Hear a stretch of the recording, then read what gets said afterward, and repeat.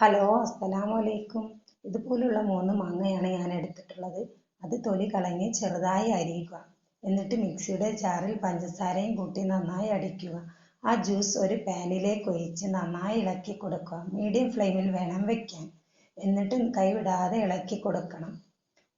ഞാൻ എടുത്ത മാങ്ങ ചെറിയ പുളിയും മധുരമുള്ള മാങ്ങയാണ്. എനിക്ക് 1.25 ഗ്ലാസ് പഞ്ചസാരയാണ് ആവശ്യമായത്. നിങ്ങൾക്ക് ആവശ്യമായ പഞ്ചസാര ഇടുക. ഈ പരുവമാകുമ്പോൾ 1 സ്പൂൺ ചെറുനാരങ്ങ നീര് ഒഴിച്ചു കൊടുക്കുക. എന്നിട്ട് നന്നായി ഇളക്കി കൊടുക്കുക. ഈ ചാനൽ കാണുന്നവർ സബ്സ്ക്രൈബ് ചെയ്യാത്തവരാണെങ്കിൽ സബ്സ്ക്രൈബും ലൈക്കും ചെയ്യണേ. എന്നിട്ട് ഈ പരുവമാകുമ്പോൾ ഇതുപോലെ സ്പൂൺ കൊണ്ട് കോരി നോക്കുക. അപ്പോൾ ഇതുപോലെ കുറുകി വരും. എന്നിട്ട് ഒരു പ്ലേറ്റ് എടുത്ത് ആ പ്ലേറ്റിലേക്ക് 1 സ്പൂൺ ഇട്ട് നോക്കുക.